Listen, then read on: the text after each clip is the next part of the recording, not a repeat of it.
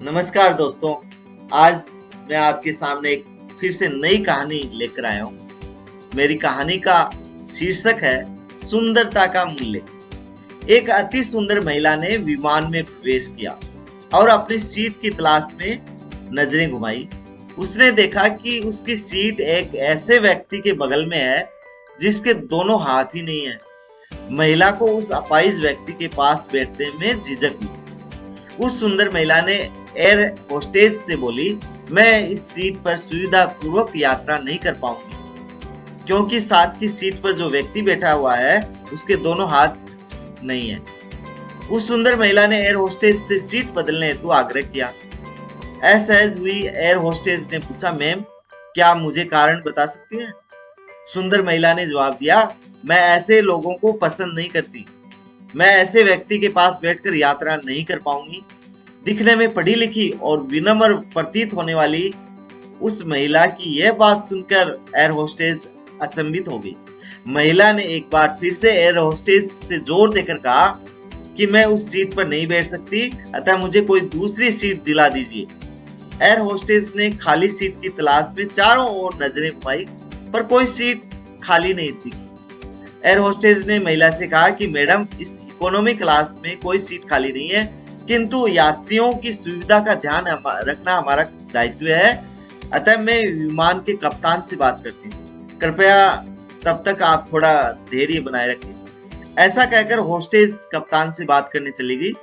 कुछ समय बाद लौटने के बाद उसने महिला को बताया, मैडम आपको जो असुविधा हुई है उसके लिए बहुत खेद है।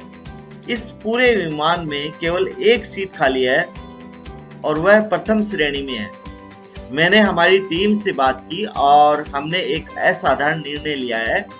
एक यात्री को इकोनॉमी क्लास से प्रथम श्रेणी में भेजने का कार्य हमारी कंपनी के इतिहास में पहली बार हो रहा है। सुंदर महिला अत्यंत प्रसन्न हो गई, किंतु उसके पहले कि वह अपनी प्रतिक्रिया व्यक्त करती और एक शब्द भी बोल पाती, एयर होस्टेस उस अपाहिज और दोनों हाथ विहीन व्यक्ति की ओर बढ़ गई और विनम्रता पूर्वक उनसे पूछा, सर क्या आप प्रथम श्रेणी में जा सकेंगे?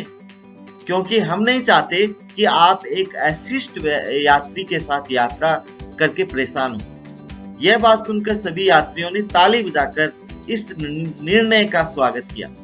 वह अति सुंदर दिखने वाली महिला तो अब शर्म से नजरें ही उठा नहीं पा रही थी। तब उस अपाहिज व्यक्ति ने खड़े होकर कहा, मैं एक भूतपूर्व सैनिक हूँ और मैंने एक ऑपरेशन के दौरान कश्मीर सीमा पर बम विस्फोट में अपने दोनों हाथ खोए थे। सबसे पहले जब मैंने इन देवी जी की चर्चा सुनी तब मैं सोच रहा था कि मैंने भी किन लोगों की सुरक्षा के लिए अपनी जान जोखिम में डाली और अपने हाथ खोए।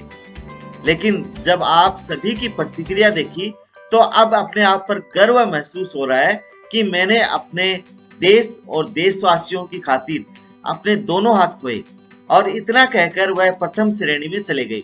सुंदर महिला पूरी तरह से शर्मिंदा होकर सर झुकाए सीट पर बैठ गई। अगर विचारों में उदारता नहीं तो ऐसी सुंदरता का कोई मूल्य नहीं है। धन्यवाद।